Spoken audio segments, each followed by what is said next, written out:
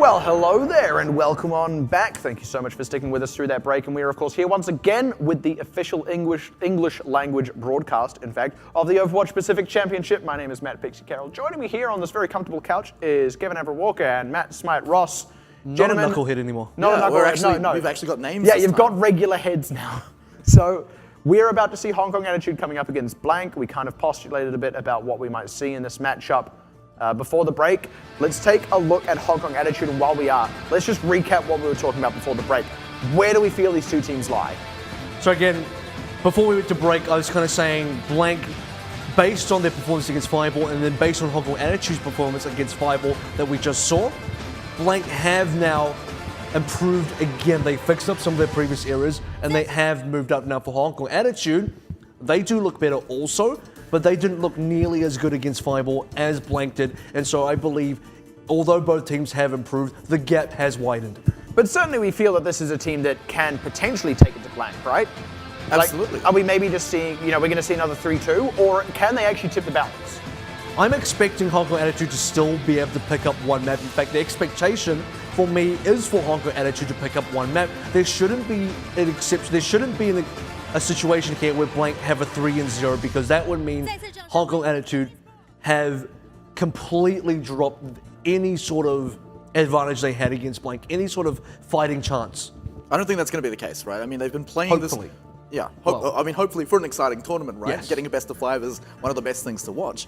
But Hong Kong Attitude, we've just seen how they run that triple DPS. They ran it on almost every single map against Fireball. I mean, Anubis demanded something like a Diva, so they had to swap that in and out. But of course, that shows flexibility again. So that's great. That's strength that Hong Kong Attitude are bringing. And also, we've got to remember, Hong Kong Attitude, home team this time. They're going to get more map picks than Blank if we go to Game 5. Means they get to pick the control map and then the assault map in the third map that we go to. And Assault was the map that Hong Kong Attitude beat Blank against. Yeah, I was actually just going to jump on that and kind of throw this one back to you guys, because for a little while there, it did feel like Assault was actually a bit of a weakness of Blank's. They dropped it against Flash Wolves and AHQ, and then, of course, against Hong Kong Attitude in their now infamous series. They did win on it against Fireball yesterday, but we also just saw Hong Kong Attitude win on Assault really, really hard. So is this still potentially a weakness of Blank's, and a Hong Kong Attitude a team that can exploit it? The difference here being Hong Kong Attitude, while they did win, it went to time bank, which means Fireball actually got a cap out. I don't think that just wasn't the case when it came to Fireball versus Blank.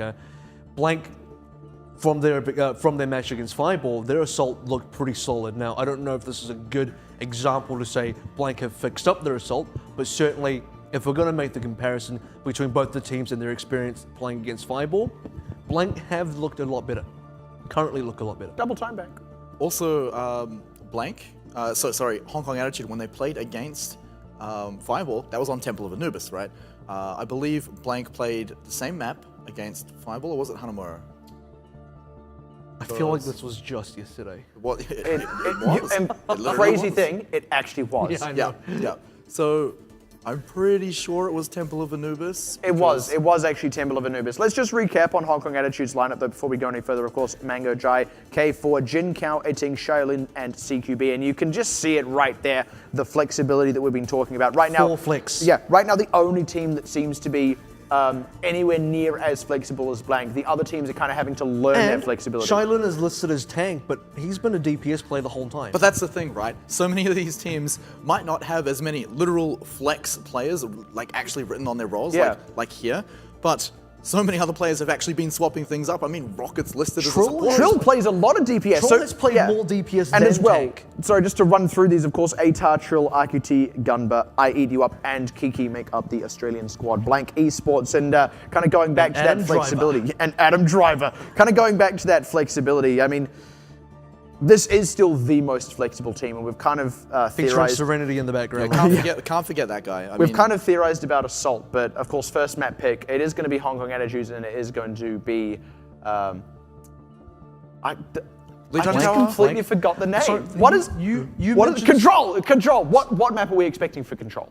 Hong Kong Attitude, I think, with the triple DPS lineup and also the flexibility of how they run it, I think we're going back to China, boys. I think we're going to Legion Tower again. So here's the thing again. Are you now picking a map where you are comfortable on, or are you trying to counterpick your opponent? Now, that's interesting because both teams, especially based on what Blank said and observationally as well, do have somewhat similar playstyles. Now, I still believe Blank are far more flexible than Hong Kong Attitude, and Hong Kong Attitude are still playing catch up in that regard. But I mean, so is every other team. But if we're gonna say Hong Kong Attitude has the best shot at taking down Blank, I don't know if they can yet pick a map where they are necessarily favored over Blank, considering if they do play similar playstyles, they're both going to be comfortable on a certain map, but Blank is always going to be more comfortable because they're further ahead. So given that is the case, what do they pick here? I think Hong Kong Attitude should go for Lijiang Tower, simply because a lot of the recent compositions... everyone else does. Yeah, because everyone else does, but for good reason, right? They just don't want to be left out. Exactly. All the cool kids are picking Lijiang Tower. Why Well, should if all the I? cool kids jumped off a cliff, would you do that? Yes, if they got booped. If you're losing a team fight, you jump off a cliff. So, I mean, back to the serious point, right, on why they should pick Lijiang Tower, is because recent compositions coming out from Blank, there's a lot of Farah coming in there. Wow, And okay. Wow. Never mind, forget that. So the map is actually going to be Nepal, and well, if all your friends were going to jump off a cliff, this would be where you do it. It's not even a cliff, it's just a... Why is Sanctum built like that? That is very dangerous. What is the point of that bottomless pit? They don't have Osh in Tibet. I mean, this is the first time I've thought about, like, someone has actually built this structure and said, you know what? You know what's good? Maybe for aesthetic reasons, I don't know, but let's put a bottomless pit here. At least the other maps have handrails. You can destroy them, but at least they're there. Where's the safety? I mean, it's mostly Okay, for Omnics, so... Twitch chat needs to start a petition to add fences to Nepal for safety reasons. Too many players have died when they are booped unsuspectingly by local Lucios on Nepal. I am starting this campaign right here, right now. I am taking a stand against bottomless pits. No more, I say. Fences all the way. Vote for President Pixie, coming up now this election. He will fix Nepal. He will fix the Sanctum. I'll build a fence and I'll make the Nepalese pay for it. You'll make the Omnics pay for it. No, I'll make Blizzard pay for it because it's their designers that have to actually make the probably. assets. But in any case, given that it's Nepal, guys, first of all, Hong Kong Attitude's pick, there is obviously a reason for that. What do we think that reason might be? Well, similar to Lijiang Tower and the point that I was going into, a lot of Farah has been coming out from Blank recently, and while it can be run on some of the maps, in fact probably most of the maps on Nepal, it can run into some issues. It can run into some issues on Sanctum, funnily enough, where we just saw the bottomless pit, the infamous bottomless pit. Why is it there? There's some handrails, use those. Yeah, they clearly build them somewhere, just not in So other there's places. a village, but no one's like home. It's completely abandoned. It's because they all fell off the cliff. Which, by the way, this village is built on the side of a cliff. Yeah, you just That's can't get dangerous. booped. So you actually can get knocked off that cliff. But anyway, so that's sort of the first half of that. Why do they choose this? Second half of that question now is, how do we think this is actually going to go? Some people have fallen down a hole. So what I said previously is Wild stab in the Okay, so dark? what I said previously is both teams have really similar sort of playstyles and lineups. You may see somewhat similar compositions. You won't at the start of this. Blank are going to go for something a little bit different to what Hong Kong Attitude are doing. And it is going to be on Heavy shield composition. yeah, it's going to be on the notoriously slippery Sanctum as well. The floor is ice. And this is actually a map we've seen Blank do exceptionally on in these opening skirmishes. And again, vastly different compositions as well. Triple DPS coming out from Blank. It's very dive heavy. Hong Kong Attitude playing a super safe. Sleep Balls goes up, wide. death ball. That's really good positioning now to eat you up, just kind of harassing the side there. It's just kind of forcing the positioning. Point does Blank, open. Yeah, Blank can now just kind of book it to the point. Hong Kong Attitude, though, they read this and they're coming to the point here as well, so they're just going to have to go for a straight fight. But again, Blank's positioning pays off. They were able to get in behind, and I don't know how he charged it up quickly enough, but Atar keeping the pressure on with the tactical visor. Blank, as much as Hong Kong Attitude read that, Blank responded perfectly as well. And that's all Blank needed to open things up. With the tactical visor, although realistically he got no kills with it, he threatened Hong Kong Attitude enough. They had to back out. It also gave the ability for Trill and Eat Up to finally get in, and for Kiki to jump in as well. That one tactical visor opened up the play for Blank entirely. Well, Now Blank not going for this aggressive defense. They don't really have the right comp for it. Hong Kong Attitude going to come out of the gate with something a little different.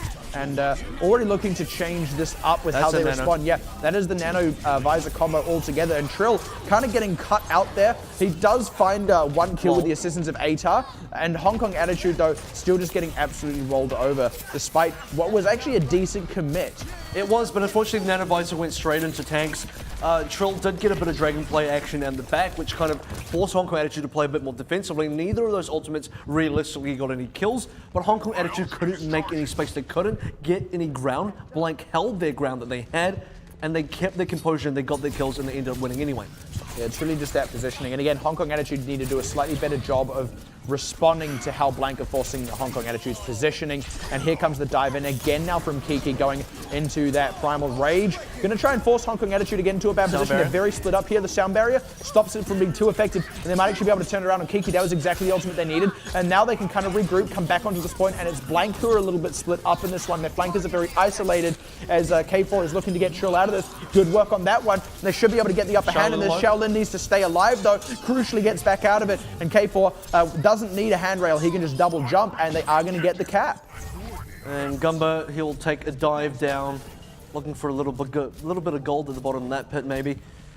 Hong Kong Attitude have had it, they've struggled to get onto this cap. I can't believe it's already been 87%. I haven't been focusing on progress at all. It seems like Blank have only won maybe 2 to 3 fights, but having built up 87% off only 3 fights maximum, that's just huge lead considering they also have the ultimate to back this up. This is the scary fight now for Hong Kong Attitude. They're coming into this with the ultimate disadvantage. If they can hold this though, they can equalize. But a good sound barrier out of Blank to force the fight, and they're cleaning up the kills. They utilize their ultimate advantage perfectly, and Hong Kong Attitude weren't given any space to breathe. Jin Kao taking a dive there. Be a win. Yeah, it is absolutely going to be a cap, and most likely, almost certainly, in fact, a win at 87%, unless something crazy happens out of Hong Kong Attitude. Well, actually, there was a good sort of stall out by a team, which gives this team enough chance to respawn and delays the actual cap out. So, although it is a cap out, Hong Kong Attitude have all respawned now. They're ready to fight again. They're ready to contest, and they should contest soon. We're about to get into overtime. Here we go, looking to get some boots on that point there. Need to be careful of the boots on the point as well. Boots on the ground, boots off the ground. Yeah, well, the lack of handrails could really hurt Hong Kong Attitude here because Blank are the ones entrenched, but they've already lost Jin Kao and now about to lose their second tank in their team. They don't really have anything to go off here in Blank. Again, they're not even using ultimates for it. They're just kind of out-fragging. The sound barrier does come through for Hong Kong Attitude, but it is a bit late without those tanks there. Blank still entrenched here, and they're looking to close out any moment now. It's really awkward by Shaolin as well. He spent so long chasing after a Primal Rage and Kiki. All those shots could have been used to take down, could have been taken down either Trill, any number of the supports or DPSs on the side of Blank, of which there are many, because aside from Kiki, there was no other tanker. Shaolin was focused on taking down Kiki for some reason. Also, amazingly, no environmental kills. The only people who died by going off the edge were taking dives because the team had lost the fight. It's kind of interesting. Yeah, everyone was playing much more carefully. It's like the first time we've been to Nepal Sanctum this entire tournament and not seen an environmental kill. I think this should be the standard. At this level of play, you kind of expect this to be the standard. Oh, you'd certainly hope so. We've just seen so many fiestas on this particular map that it's kind of changing that standard. Now we're expecting people to just fall off and die. You silly goose, you. The fiesta is on Dorado. Get it right. In any case, second map out here. Where are the clowns? There should be clowns. Send in the clowns. Second map here is, though, going to be Shrine. And this is certainly going to go differently, I would expect, in Hong Kong Attitude. They are actually quite good at positioning on this map, I find. But then kind of letting Blank get this flank set up. The Blank flank. The Blank flank set up on the side here. This is a really good position for ATAR to want to sit as well. Gets really clear sight lines down into the spawn and onto the point. And HKA, they got to contest that. Yeah, Hong Kong Attitude are the ones who now have to attack onto this point because they let Blank take that positioning around the side. They kind of gave them the high ground, let them have precedence on this one, and that does not favor them. K4 going down before he can actually take the dive.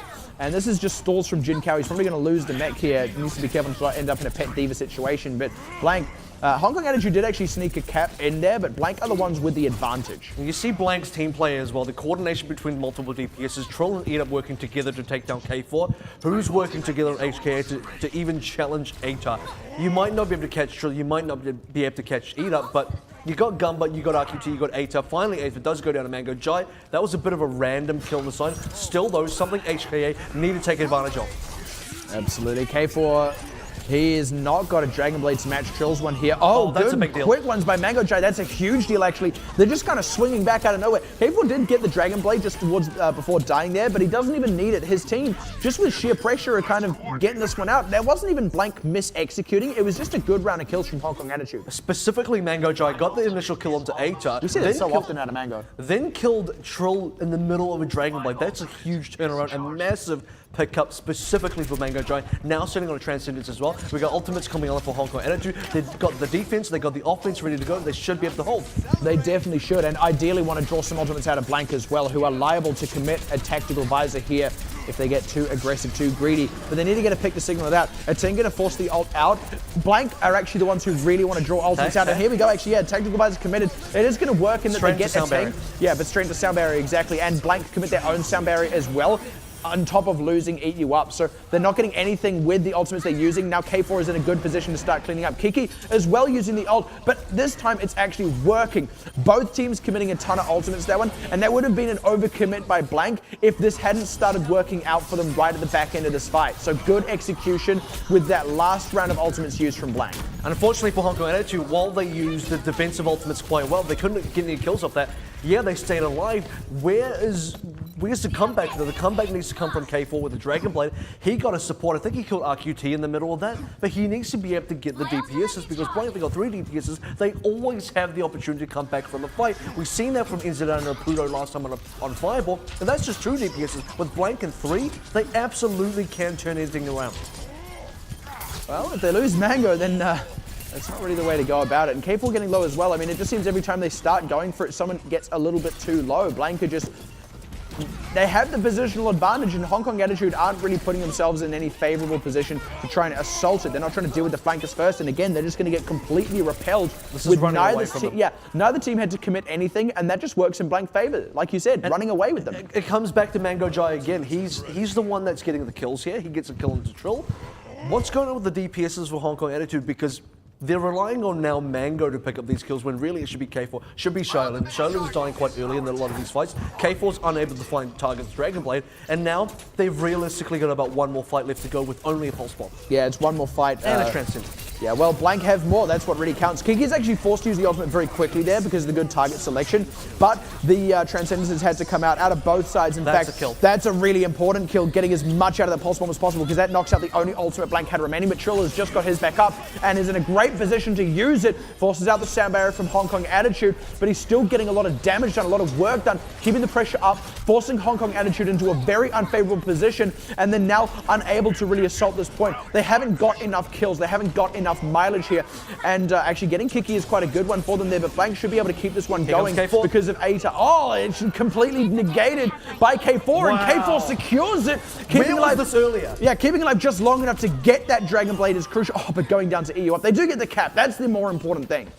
And this is what we needed to see out of K4 in a previous fight. I mean, this is when I said he got the kill on the support, but where was the kill onto the DPSs? This time, 3 kills, 2 of them were DPSs. Yeah, he got killed by the only DPS he failed to kill himself, which is Eat Up.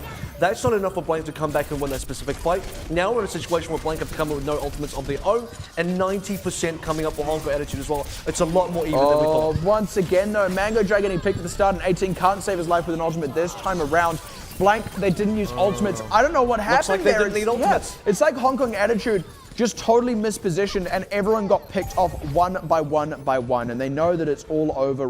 Well, I tell you what, Blank is the kind of team that realistically they're so good at. When we saw this against their Fireball game, against Fireball in that specific game, they were winning without ultimates a very large number of times. They're so good at just being able to get the raw damage output with the basic abilities, with just the basic normal attacks.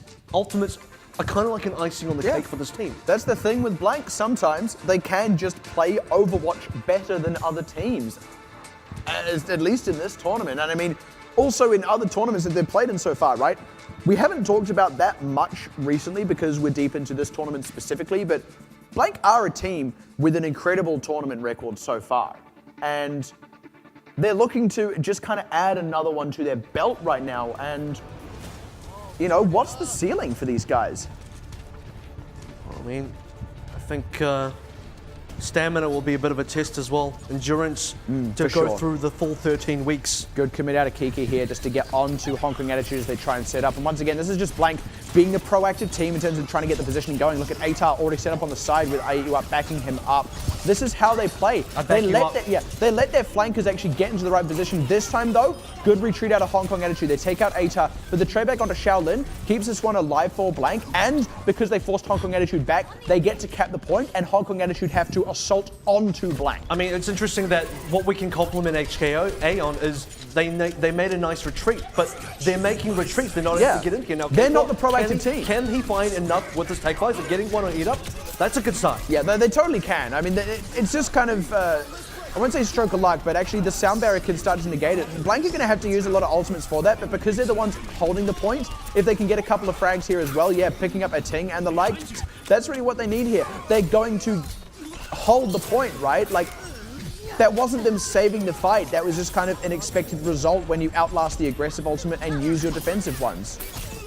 And this is going to be Blank just sort of outpacing opponents. Maybe not quite yet, but they're not off the point either. Well, it's going to be Kiki just keeping things alive with the Primal Rage.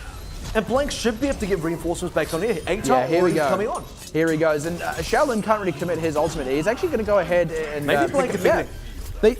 They didn't actually group up properly there, Blank. I mean, okay, that was a bit of an oddball one. Kiki was trying to buy time so that the team could regroup, but they didn't actually quite regroup. So it was successful up until the point where Shaolin suddenly found a bunch of kills and Atar died, which really shouldn't have happened. That was just a bit of a flub by Atar, but they're still in an okay enough position that this isn't all over for this game. And for every team that's really far ahead, they have to be able to watch out for that. This is going to be both Dragon Blades coming out now. Double, and Shaolin is the one getting more work right now. I haven't seen any kills coming out of Atar, and he's not even dead. But it's Kiki doing the work to keep the trades alive for his team, and Hong Kong Attitude are finding themselves very lean on DPS, and indeed on healers too. It's just the two tanks, and now Blank getting the pressure on them, looking to wheel around to the point now any second now once they close out these kills. But if they don't close out these kills quickly enough, Hong Kong Attitude will actually respawn in. They haven't closed anything out. They're forcing the sound barrier out of Hong Kong Attitude, but this is all just time on the point for Hong Kong Attitude. Finally getting onto it. It is, and then Hong Kong Attitude have not just equalized it, they've now pulled out ahead, and they're hidden ultimates as well. Unfortunately for them, Blank are still a team that are very good without ultimates, so I don't want to count them out just yet. Yeah, it's really just going to come down to the frags here. Neither team has anything in particular they're working on, and that's actually, funny enough, the situation that favors Blank. They were also able to catch the point partway through that as well. That was well executed by both teams. But once again, Blank is just a little bit better at playing Overwatch. And that's unfortunate because Hong Kong Attitude did have an advantage, but they can't capitalize, and they weren't able to hold in a situation where I felt like it was their turn to hold. The pulse bomb kind of misses there, so a little bit of space Hong Kong Attitude can probably work with. Yeah, it didn't even buy time, but never mind that. Yeah, they just went straight in. The resets were there. That was off nothing. They just got a little bit of damage. I'll have the space back. That was gross. That was Atar. Okay, so I want to just run over what happened there. So Eat You Up, just like Atar did. That was actually a terrible ult out of Eat You Up because he didn't get really any damage because he got healed up straight away. He didn't get any kills. He didn't make any space. But Blank then still got a huge fight because the execution was perfect off the rest of it. So this is extremely telegraphed, and it's going to be an immediate transcendence to just save the whole team. And I won't be surprised if this got no damage done, and it's pretty much exactly what happened. And meanwhile, Blank picking up all the kills in the overtime. Hong Kong Attitude have nothing left to use here. No one died. No one died for Blank there, and Hong Kong Attitude did actually have some resources in the bag. I mean, what to even say? It's like Blank are winning without ultimates, and then when Blank actually use ultimates, they're then putting themselves into another level. We'll actually use ultimates now to take this seriously. It's kind of difficult. This is going to be the play. I'm not at all surprised. This is just dash. All resets, like you said. I mean, that could only happen when your team has done other damage as groundwork. Let's not forget that. But the fact that Hong Kong Attitude were in that position where that can happen to them is bad enough. And you actually touched on that at the beginning of it. The fact that Hong Kong Attitude successfully retreated is arguably not good enough because they were in a position. That's all we can compliment them on. Like, they were in a position where they were forced to retreat, which isn't good enough. And again, Blank are always taking precedence on these fights. So is the gap even really all that close? I mean, the biggest strength that Blank showed in that entire map was that they kept winning fights without using ultimates. They kept winning fights where maybe they didn't even have You're just ultimates. using a little amount, just one Yeah, or little, two. like 1 or 2 here or there, but like even fights where they weren't using ultimates or just a disproportionate amount were coming out from Hong Kong Attitude in response to what Blank were using. Blank were always getting the better trades and almost always taking the point away from Hong Kong Attitude while doing so. And of course, opening skirmishes too, a lot of the time Blank were winning those as well. Pretty much. I want to touch on something else there as well, because even in the fights where both teams were committing all their ultimates, even in the ones where Hong Kong Attitude theoretically had an advantage, had more to play with, we saw that on Shrine, they were still losing. So how do you actually beat a team like Blank in that case? The teams don't seem to be able to answer it, so I mean, it's no like- worries if you guys can't either. I mean, the thing is, this is not going to be a good answer, because the realistic answer is Hong Kong Attitude are not. They are kind of the worst team here, and that's such a throwaway answer. But how else can you better describe this? Because Hong Kong Attitude, if they're losing situations where they're committing ultimates and Blank is still winning without using ultimates or using way less ultimates, we're not even playing the same Overwatch now. You're playing a totally different Overwatch where you can't even win when you have the advantage. When you have the advantage, it doesn't even feel like you have the advantage. It almost feels like you never have it, and Blank always have the advantage, no matter how far behind or ahead or whatever they are. Blank also seem to never hesitate when they see an opportunity like that. I mean, just that play of the game that we saw right then. I mean, yes, the pulse bomb missed. A lot of teams would sit back and think, oh no, that's a big resource. Or not a big resource, but it's something we used. We didn't win the fight. Let's back off. But Trill is like, hang on. That was ATAR. ATAR, sorry. Hang on. Hold my shuriken. And he goes in and just dashes. Hold my Shoto, I'm going in. knows his limits, knows his resets are able to get him in there and just absolutely carve up. It's moments like those where Blank will not hesitate to jump in. And Hong Kong Attitude, though, aren't taking these opportunities. So this is where they're reading the limits quite well, because that'll happen off of one reset. Off the one dash, if he hadn't got the kill off the one dash, ATAR would have been killed himself. He would have just dashed straight through the enemy team towards the spawn and whoopsie daisy. He would have been the idiot Genji on your team that just dives in 1 versus 6. Can I have my shurikens back? Yeah. But you see how quickly that could have turned into a poor situation. But it's the fine line between idiot Genji and play of the game was so thin. It just came down to the one kill and understanding the limitation, understanding, hey, there's this one kill that I can get that's just going to absolutely set me off, is what pushed ATAR over the edge onto the play of the game side. Yeah, and it's measured, isn't it? I mean, that's what's really happening here with Blank. They're not just doing this time and time again because they're lucky, they're doing this time and time again because they're good. I do just want to add a bit of a disclaimer here, though, because this is also the point where last time these guys met, Blank even looked good on Control, which was Lijiang Tower that time around, and then Hong Kong Attitude kind of hit back. So with respect to that, now it being Blank's pick, do they play it safe and go for Numbani? Well, Numbani was the map that they ended up winning. It was the 5th map in the series against Hong Kong Attitude. I'm going to say, though, it was still a bit of a narrow victory. Hong Kong Attitude still fought back pretty hard. I'm not going to say that it could have gone either way. It definitely would have gone Blank's side. But Numbani isn't just a guaranteed win for Blank. However, there we go. It is going to be Numbani.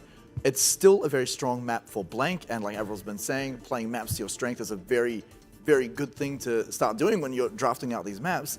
And also, this is Blank improved, right? That was a 3-0 on Control. It did not look like it was ever going to be in Hong Kong Attitude's favor. And this is also a Blank who demolished Fireball, where Hong Kong Attitude, while they still demolished it, it took a little while longer. This is now going to be the matchup where, okay, Control, I don't believe Hong Kong Attitude were ever favored to win that. Now we're going to Hybrid and Assault next. And those are 2 game modes.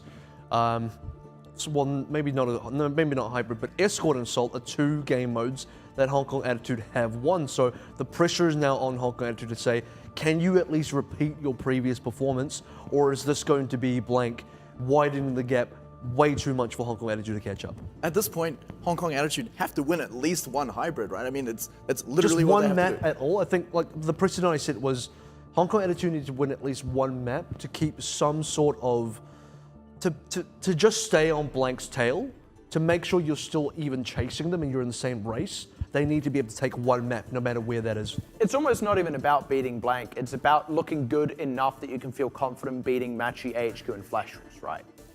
So A little bit. yeah. So with respect to that, if it's not hybrid, can it still be Assault? I'd like to say possibly yeah, because they still had a really strong showing on Assault. Again, I don't know if it's as strong as what Blank showed, but look, Blank is still this team that while they're extremely good, there are moments where Blank have these moments. And as much as I meme it and say, look, they had a Blank moment, it's a real thing that happens. And that's the most punishing on Assault. You let your guard down for a few seconds, suddenly a team has snowballed onto your point, and if it's the second point especially, they entrench themselves, and suddenly you're scrambling back to get on the point. And worst case scenario, they get 1 or 2 segments on that point capture. That's a huge disadvantage for you from the get-go. And there's also the chance that they just fully cap the point. So these blank moments that you're talking about, if one of them happens in the 10 possible minutes, if we get to the second point, if it happens just once in that time limit, then suddenly blank gets capped. Pretty much. And I mean, even if it's only happening, 10% of the time, like even if it's like rolling a dice and on a 1 you have a blank moment, if you roll a 1, there's no guarantee that the next roll isn't going to be a 1. And if you just have back-to-back blank moments, that is how you could drop a series. So you're actually quite right there, AVRL. This is still something they need to shore up. We haven't seen them do it yet on this though, so maybe this is the series where they've figured it out. What I'm trying to say here is, while Blank are extremely good, I'm not 100% convinced that they can play a fully perfect series with no mistakes. In fact, I'm not convinced any team in the world can do that yet. But for Blank, if they're this far ahead, and we're trying to say like where can these other teams, Hong Kong Attitude or anyone else, where can they exploit Blank? These are going to be the moments where Blank do make mistakes to be able to capitalize off that. That has to happen. Sure. Okay, so how do Hong Kong Attitude win this? So when they're defending, Hong Kong Attitude have to expect a fire coming out from Blank. It's happened so many times on Numbani, especially ever since Blank has adopted this triple DPS style. They're always running that fire, and it seems to change between which player is actually playing Farah, and that can also depend on the map. Now, I believe last time they were on Numbani, I think Trill was on the Farah. I might be wrong here, but I'm pretty sure I'm right. They have to expect Farah and also the Mercy to come with it. It's Trill. You're It's right, Trill. you're not Hey, wrong. there we go. It is Trill. Is that? No, that's fine. In any case, out the gate on Numbani. Getting excited. It's going to be Hong Kong Attitude onto the attack first. It's going to be the Bastion as well. So we've seen Orisa come out. This is now going to be the Bastion strat. I've said Bastion does Orisa's job better than Orisa does for this specific composition. Unfortunately, Jin Kao goes down early, so this will slow things down a little bit. Slow things down, but certainly not stop them altogether. This, at the very least, though, Blank can, hit tab, see there's a Bastion, and prepare for it a little bit. Yeah, the surprise factor is definitely gone, and that's going to hurt Hong Kong Attitude a lot. And Hong Kong Attitude at this point are wasting a decent amount of time. You only had 4 minutes to start with. 1 minute's already gone. Way. 1 minute's already gone, and we haven't even started a fight.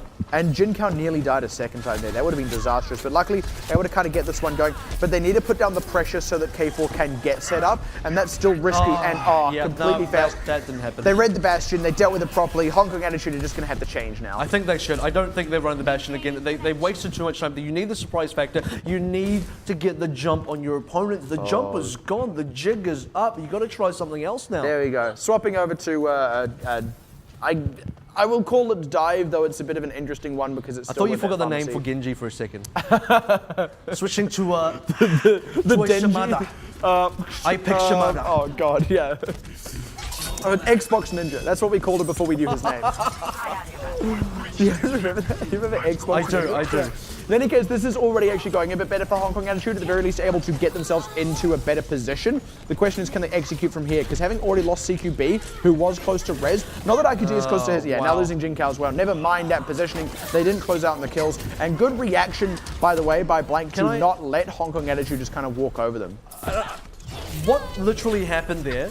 Did he not just throw one out? He's even just like, I don't need this. I don't need this. This is weighing me down. Yeah, taking my weights off. But okay, let's look at what actually happened. Eat up just 1v2'd a pharmacy combo. He kills Jin Kao, then he kills CQB, or the other way around, vice versa. Either way, he got both of them, and he's a tracer. Yeah, I mean, Who that's doesn't just- need a pulse bomb? That's absolutely nuts. And like part of it was that they positioned themselves inside buildings. Like that's not where you want to play when you're the Pharah. They've now swapped off that and also swapped off the Mercy that was close to Raze. I like the swap, but they are keeping themselves at ult disadvantage.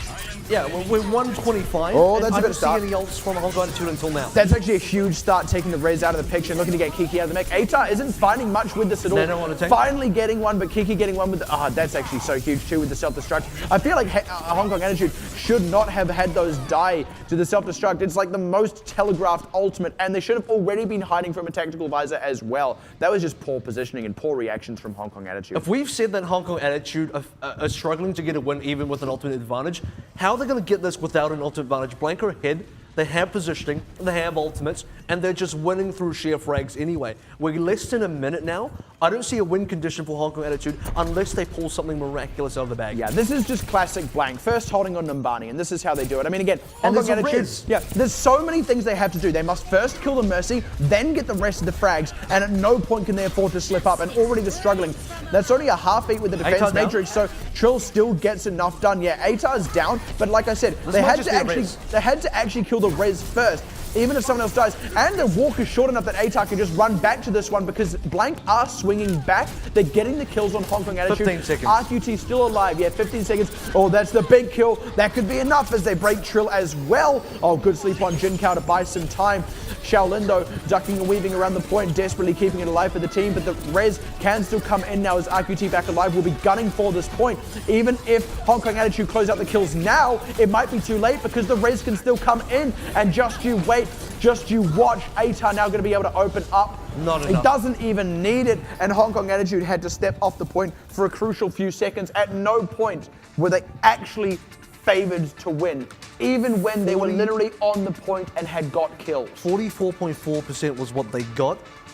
And I don't even think that's going to be relevant because I'm expecting Blank to be able to just get the cap anyway. Oh, I wasn't even paying attention to the number. It just doesn't matter. I want to be able to say that what went wrong for Hong Kong Attitude, losing, this is huge, losing Jin Kao to start with, while also revealing their Bastion composition, meant that when they were actually going to go for the real push with the Bastion, they lost a lot of time. 1 minute, you lost a quarter of your time just waiting for Jin Kao. Then you revealed your composition anyway. You put your Bastion up there, he died straight away. Their composition failed. So you spent 2 minutes on a failed composition that was meant to be a surprise, and you didn't start your real attack until 2 minutes remaining. Half your time was eliminated before you even played the game. But it was even worse than that, wasn't it? Not only did they run down the clock by losing Jin Kao, not only did they then have to swap off the Bastion, because of course it's not going to work. They then swapped again, losing the only two ultimates they were close to. Yes. So they lost even more time and then went in with an ultimate disadvantage. Now, normally what you do there is you take a couple of fights, you draw out a couple of ultimates, get the economy back in your favor, and then go for it. They never had that window. Because they didn't have enough time. Because like AVRL was saying, they spent so long on this failed composition. I mean, the biggest 2 minutes out of 4. It's ridiculous. The biggest thing was losing Jin Kao right at the start. It reveals the composition. It just loses you a quarter of your time. They revealed the composition as Jin Kao went down, which was a real tragedy. Because if they didn't reveal the composition, maybe they could have kept the secret and it could have still worked. But because they did, Blank knew exactly what to do. Yeah, I mean, like I said, it feels like Hong Kong Attitude actually never set themselves up for success. And I think the Bastion was maybe just a bit too cheeky, a bit too risky. We'll have to see how the defense goes because I mean, look, we have to be fair and say there is a chance that they can hold this out, even if it feels like a slim one. Yeah, I think with Torbjorn, you always got the opportunity. You get the armor start to roll, you get the molten cores. Those will always buy you a fight win, but I don't know if it'll be enough just yet. We'll have to see. Again, already Blank are just totally set up Shaolin, where they want to be. see it. Yeah, Blank set up where they want to be. Now that they're in position, they execute. Goodbye, Already turret. getting Shaolin, turret out of the picture. This is how they do it. They don't just set themselves up and hope it works. Hong Kong Attitude piece by piece. Exactly. Literally. So many teams, A, fail to set up, and then B, the ones that do fail to execute. Blank, no such issues here as they pick off K4 as well. Look at this. Look at the cap time. This is over. This is over patient. any This is second extremely now. patient play. They're just getting one kill, one turret, another kill, just kill, CQB. and no response. Has Hong Kong Attitude gotten a single response? I don't believe they have. No, what they've got is throwing bodies at the point, and that's never going to win. I mean, if it wins, it's either lucky or the enemy team does something stupid as hell. Blank are not playing stupid today; they're playing good. No blank moments so far. that was exact from start to finish, both on offense and defense. I am thoroughly Blank impressed. moment is about the terminology and the definition is about to be changed from having moments where you just lose when you should win to you win so hard that the enemy team has nothing they can do. Yeah. Pretty soon. Again, Blank got to finish the series out first, and they got to if they can finish this entire second round robin undefeated. And when I say undefeated, I mean no map losses. That's when I think they're gonna be entirely unstoppable.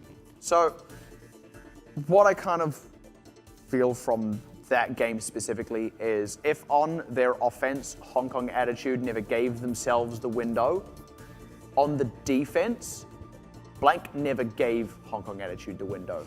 And that is such a massive gulf between these two teams. Assault is basically going to be what we just saw, but back to back, and arguably only barely favoring the defender a little more than what it does on Numbani. So can Hong Kong Attitude even win Assault after that? So one thing I want to mention about this is Assault's only going to look like that again if they run something really cheeky like a Bastion on attack.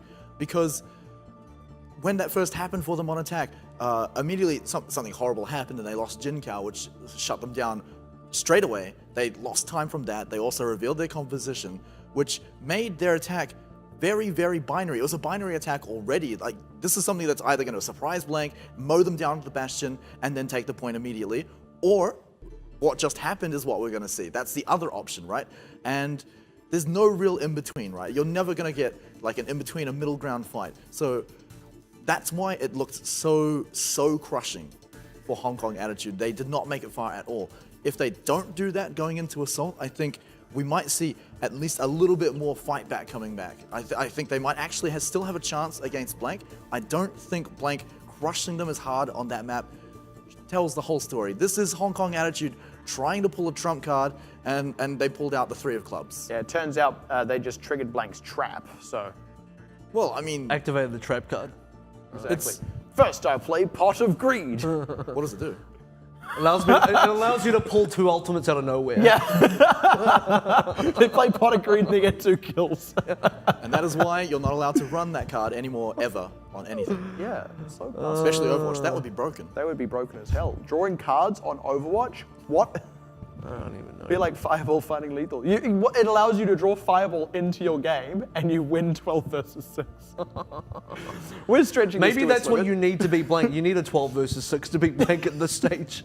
It's like, oh, well, And then it works against you because you feed double the amount of ults to Blank. So exactly. it doesn't even work. Yeah, it's like. What is it like? I What is it like, please? don't know. Right. I had a thought in my Fine, head, we'll and the move on, moment we'll I said it's like, it just vacated my mind. we So just I want to. Let's actually take this conversation somewhere, and that is to Assault. So once again, now Hong Kong Attitude's pick. Maybe they can't even win Assault at all, but if they're going to try and give themselves the best possible chance, guys, what do they even pick? Safe compositions, well practiced, no bastions, no Bastions. no random stuff, no Sombra. Don't bring out a Sombra. Don't give me an Orisa. Don't even give me a Widow. Just give me a very standard safe dive composition for attack. Give me a shield-based composition for defense, or even a counter dive. That would probably work as well. HKA's goal should be to hold the second checkpoint and either deny a cap out completely, or force it to really stretch the timeout to the maximum distance, go to the overtime if possible. I think realistically that should be the goal Hong Kong Attitude reach for. That's something that's definitely within their grasp, to at least draw it to overtime. I don't expect Blank to be able to 2-cap until it gets to overtime, unless they just steamroll from first point to second point. And that's, Which I don't think should happen in this matchup, and yet after that Numbani performance, I'm more inclined to think it is possible for Blank to actually snowball in one push. But that's only if they run something like Bastion on attack, or I don't know, Sombra on defense, when it's not necessarily the correct answer. I mean, we have seen some teams try to make it work on things like first point Anubis, but that's the Japanese teams who are at the bottom of the table, and they're kind of there for a reason, and that might be it. Okay, so I guess something to bring up here as relevant evidence still is when Blank were struggling on Assault, which they could still be, mind you, When Blank was struggling on Assault, it was a lot on breaking that second point, and it's because they weren't playing, like you say, to the thirds of the cap. They were looking for snowballs. And when they did beat Fireball, they won off a snowball. So can we really say that's evidence that Blank can actually break second points now, or is that still an iffy spot for them? You know what? I'm gonna believe that Blank are able to play a slower version as well, and not rely on snowballs at the same time, because they're so heavily favored against Hong Kong Attitude now, especially after that Numbani performance. I think Blank could actually just go for the snowball anyway, and for it to still be successful. Now the mistake could be that they believe that to be the case. They go for the snowball, and it in fact is not effective, and they lose out on the ability to chip because of it. I think second point is probably going to be the hardest for them. Well, I mean, obviously, but Hanamura specifically, which is a map that Blank has picked before, so it's possible they might bring it up, but I feel like second point is one of their hardest caps, specifically on that map, where they struggle to take that balcony on the right-hand side as you go up there. Most teams simply just hold them up there, usually just forcing them back into that narrow choke point through that doorway. Blank seem to struggle getting up there, especially into weird compositions that sometimes run things like May on defense, putting up a wall, and then they come up with strange answers to it, like a Reaper to break open the wall in the middle pillar. Which is fine, but the reason it's not okay is because it doesn't answer Zonda, which was the real issue. Yeah, it didn't actually work as much as it was meant It worked against what they said it was going to work against, which is the May, but again, the real problem is Zonda as a soldier on the high ground that they couldn't answer. That was the real problem. They answered the surface problem without tackling the actual issue itself. Now, that was Blank in the first round robin, and so far Blank, they look impenetrable in the second round robin. Yeah, they certainly seem to have fixed up other mistakes that they were plaguing them. We don't know for sure yet if they've fixed up this mistake with capping that second point, but I suppose there's enough evidence to suggest that they may have. So with respect to that now, assuming they can cap second point, Hong Kong Attitude, we feel that maybe they can too, right? And it's if they stick to dive. So let's just assume that we're going to go to Time Bank. Time Bank does play a bit differently, and it's not exactly well practiced. So what would both of these teams need to do in a Time Bank and potentially a second Time Bank situation? So usually before the most recent patch, I would say you got to go for that full cap, because you've got to go for everything you can get. But now with the new percentage system in, you do want to get something on the point, something like maybe 50% where it's actually winnable. Because if you end up trying to go for the entire full cap and you end up with 10%, and then the other team goes to attack, they have a lot more options than you. You have to literally plant your feet on the point, and you cannot give any way at all. Now, this is all going to depend on which team ends up attacking second on the Time Bank series, which is always the team that ended up with more time for their Time Bank. And I feel like Blank can utilize that. Say, if they are attacking first, they need to remember that every percentage point does actually matter. They have to actually get something on the point. So they can't necessarily just go for the full cap, because if it fails, which we've seen happen before, in fact, I believe they're even full held on Temple of Anubis on the first point in one series. Yeah, against HQ. Yeah. So they need to get something on the point instead of going for a full cap, where they might end up with only 10%. Sure. So just real quick, next match is about 5 minutes away. So do just sit tight, stick with us. We're cool guys, right? We're worth sticking with. Yeah, don't choose your noodles over us or anything like that. You don't need noodles. You need conversation. You need friendship, and we're going to give it to you. So, AVRL, I'm kind of curious to hear your thoughts on Time Bank as well, because like I said, it's not something that teams really get a chance to practice much of, and is even sometimes a place where the most proficient of teams actually flounder a little because they play it like it's not Time Bank. So, what are your kind of thoughts on this? So far, it kind of depends, because the flip side can happen where you end up with more time than you would just in the regular attack, which is we've seen as well. Like so I mean, it's kind of you get weird. like 6 minutes. Yeah, it's like, well, that's like way more time than you would even get in the normal attack. So thanks, Blizzard. Thanks for so much time. McCree's sitting there like, good heavens, would you look at the time? What am I going to do with all this time? Let's see if there's anything we missed in this morning. All this time on our hands. What do we do? I can't hold all this time. If you like me, just throw some of the time away. This is weighing me down. Well, Too much time. Yeah, he threw away a pulse bomb. He didn't throw away I'm a still watch. trying to figure that one out, actually. I'm not too sure what happened Just there. like bragging. Just like, that's fully what it is, just bragging. It's like back to the days of I don't even need hatcheries in this. StarCraft, where you just throw down a hatchery at the end of the game when you've already won, saying like, "Look how much minerals I have after beating you." It's like when you've got lethal, so you fireball your own face just to prove that you can if you want to. Oh, well, you ping your own minion to kill it, and then you... Yeah, and then you win. you win. What other Blizzard game can we reference with this? I'm not too sure, but... I don't know, guys. What would you do in Diablo? I'm not too sure. You not- just, in reference, and None of us actually, say to be honest, Diablo? though, talking about time bank, though, seriously, it's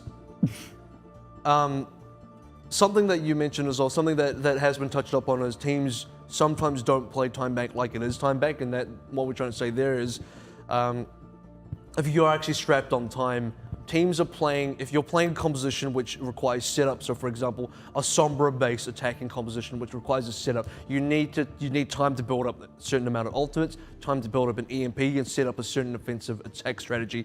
You don't have time for that in time back because you need to go for a more quantity-based. I mean, there's arguments for both, but realistically, if you put all your eggs in one basket and you go for the setup play and it totally fails, you're done. Whereas if you go for a quick attack, you will get a second chance to come back and maybe pull something out. Teams with limited time do have to play around the fact that what's going to work with a limited amount of time. Blank, they typically start to run things like Mercy, specifically on defense, and I guess offense as well, because the value of the res is so much more important when you've got less time to play with. You don't have time to wait for reinforcements. You need to play it like you need to play it like you're about to go into overtime, because literally in most time banks, you are just about to go into overtime. And as much as we laugh about like, oh, if you can get those 6-minute time banks, it's great, but realistically, those shouldn't be happening often at all, even though we've had it now, I think, a lot more often than it should ever happen, which is crazy, but you have to prepare that that's not going to be the case. In all fairness, we've only really seen it happen twice, and it's been twice when there's been big mismatches. It's kind of like 3 times, to be honest. Because Fireball and Honk Attitude did it to each other. Yeah, but it's sort of. But it's been when, generally speaking, there's been a huge skill disparity between the teams. And in the case of Fireball taking it over Hong Kong Attitude, when that happened, we did just sort of say it seemed that, they just kind of got this amazing one-off fight, got a bunch of kills. When it happened, though, both teams were running dive comps on attack and on defense in that initial round. So both those They just swap compositions places. they're not fantastic at defending, right? If you lose, you really lose, and that's probably why that first round of both teams attacking just went so far into time bank that you ended up with 6 minutes on each side, right? I just But like then if you lose, you really lose. Well, Like, if you lose on Anubis, you lose in real life. you lose even more. You lose. But You don't just lose, you lose. It's interesting you say that, because Jin Kao in his interview actually mentioned that one of the difficulties with running dive is it does feel like the literal translation is either you explode or the other team explodes in the terms of triple DPS. So it's like, That's freaking intense. it is, because you'll either go completely off with all your damage, or your team, due to the lack of health, just completely gets wiped. And when we saw the double time bank on between Hong Kong Attitude and Fireball, I feel like that's a very accurate kind of way to look at it. And remember, when we went to time bank, one team still ran dive on defense, they got double capped. Another team brought in Torbjorn, shields, they brought in quite a lot of defensive tools, and they're the ones that didn't get double capped. So it's a very one team different came story. ready to work. Yeah, it's a very different story when your team's ready to work. What is the other team ready for then? Ready for action. Just Hong Kong Attitude, well met. Squire, attend me. So what that is like the Winston jumps in, goes, Squire, attend me, and then Genji follows up like, ready, sir. Ready for action. Instead of going hi there, he's like, well met, well met, well met. We need an Uther skin for Winston. Yeah, Uther Well Winston. Blizzard, you can add that one for free. I mean, we could spend all day hire us. thinking of skins like that. That's probably something they'll do on Heroes of the Storm. It's probably the thing is, at Blizzard, they'd probably do the same thing too. Like, they just sit on a couch and they're like, what other crossover skins could we do? Yeah, I guarantee you some guy has gone Map up pick. to the CEO of Blizzard Yeah. and saying, I want an Uther Winston skin. But hey, more important than that, I suppose. I get Map more, maybe. slightly more important than funny Happens crossover to be skins. the map that Hong Kong Attitude beat Blank on. Just happens Hanamura. to be. What a shocker. Hong Kong Attitude are going to pick the map that they actually won on last time. Who could have seen that coming? And we kind of anticipated Hanamura or maybe Temple of Anubis given their performance against Fireball on it just before, but this doesn't surprise us, right? So we kind of know why they've picked it. What do they actually need to do on it now? Defending second point. I mean, Yeah, that's how they beat Blank last time. Yeah. Is they prevented Blank from capping it all. you can against Blank. You can basically They won because they stopped the other team from winning. Yeah, well, specifically, that's how they won, though. Like, Okay, but against Blank, Hong Kong Attitude can effectively write off that first one. That's not to say just give it up, but they're going to lose it. And they just don't defend it. They're already set up. They leave spawn. They're already just sitting at the second checkpoint. Like, here we go. Here we go. They just don't even walk out. They'll come. They're sitting there with their tourbillon. They're sitting there with their tourbillon with their eyes on that armor meter, the scrap meter. They're like, Yeah. okay, Come we've on, got come on. one armor. Who wants it? It's like they've got all the food and drink set up and they're just waiting for everyone to arrive to the party. Like, finally you're here. now let's kill you.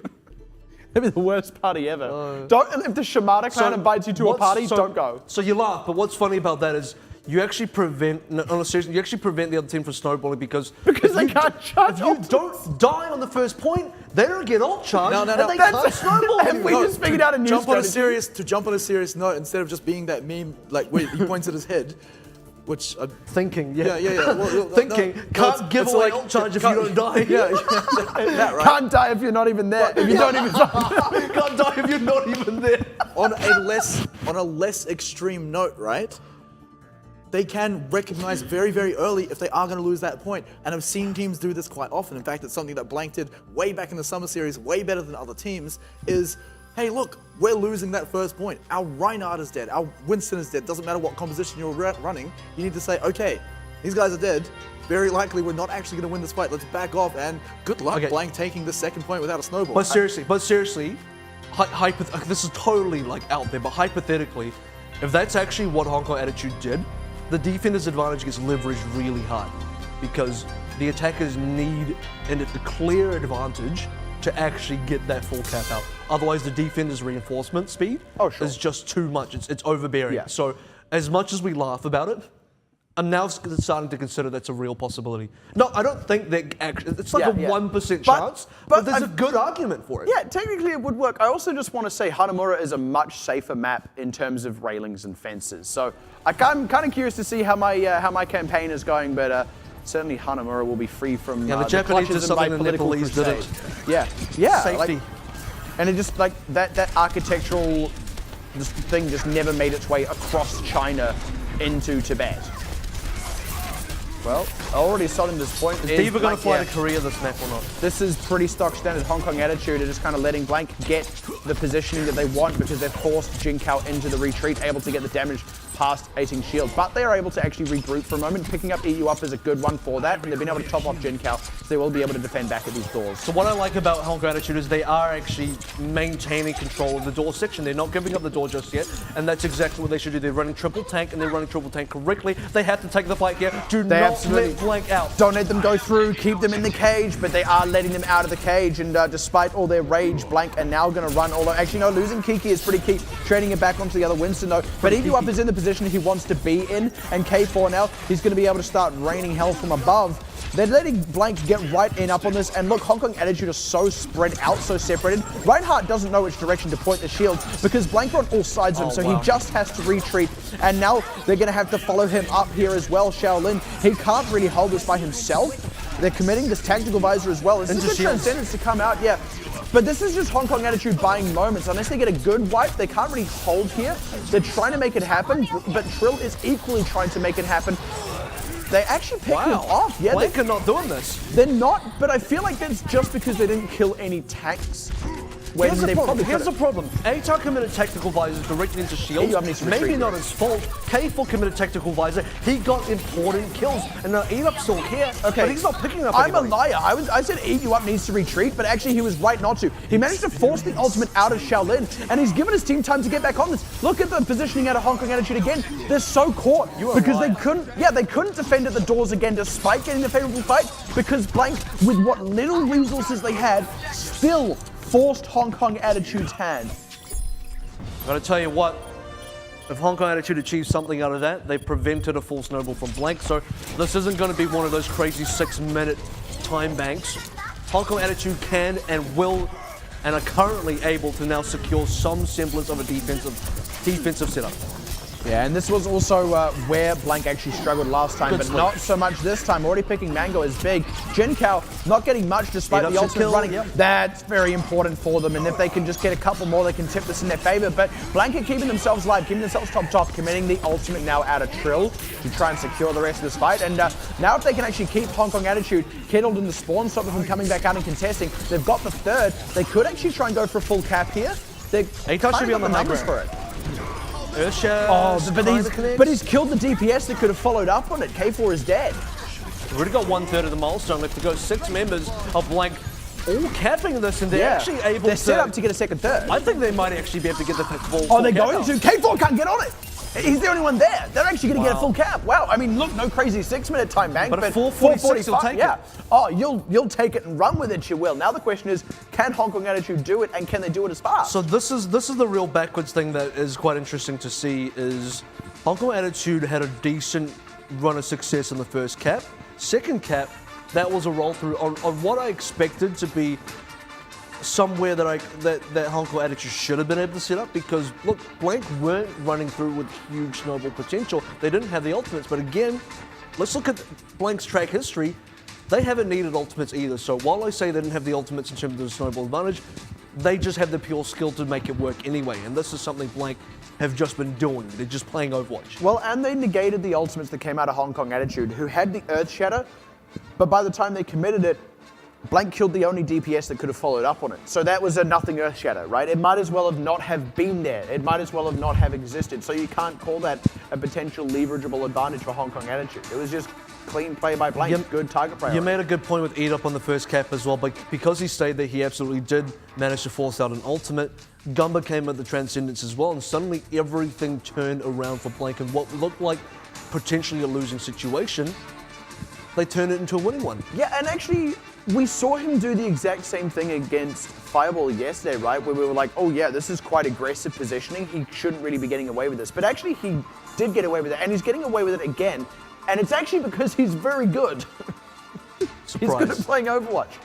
Who would have thought? I think Blank as a whole, pretty good playing Overwatch, specifically in this tournament. Well, but I mean, specifically that player, like that is unusual, you know? Like that a Tracer is able to do that successfully.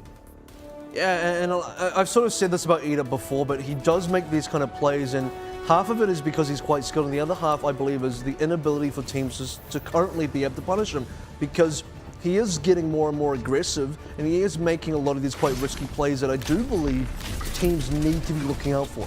And how often is he even able to set up in these side positions where he just wreaks havoc on teams? I mean, no one's punished him, you're right. And Hong Kong Attitude break out a door pretty easily. that was, yeah, very quick smart. They're actually doing exactly what Blank are normally able to do here. Blank are going to be the ones who have to go into full retreat. That's very aggressive out of Kiki. He could get punished for that, but actually great timing on the biotic grenade. Saves Kiki and totally shuts down K4 and Jinkao. But Hong Kong Attitude, having picked out Kiki now, might be able to set themselves up on the point here if Shaolin kind of doesn't eat you up. Oh, but I don't know if he's going to find the same success as Eat You Up, because He's trying. The difference here is Blank are definitely on top of Shaolin. They know he's there, they're dealing with him, they're pressuring him. He is being challenged. Ating is not being challenged though, and that could be all Hong Kong Attitude need to keep this one going for themselves. Losing Shaolin though, it kind of hurts them really. K4 as well. He doesn't get enough with... They might cap here, Yeah, I think. they may cap here, but Blank have actually got a good number of members. They're well enough set up on this one.